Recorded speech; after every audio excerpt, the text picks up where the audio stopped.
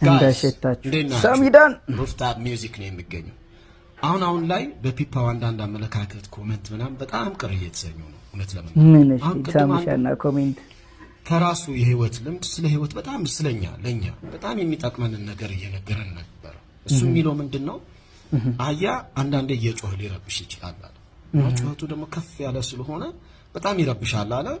አንድም ጩኸቱን ደግሞ የሚያደርገው ከኋላ መቀመጫውን ቆንጥጦ ነው አለ እና ያን ጩኸቱ እንዳይረብሻን እዛ መቀመጫው ጋር እንሄድና አለ በቂቤ እንቀባዋለን አለ። ይሄ የሚታወቅ ነው እንግዲህ እንደምታውቁ።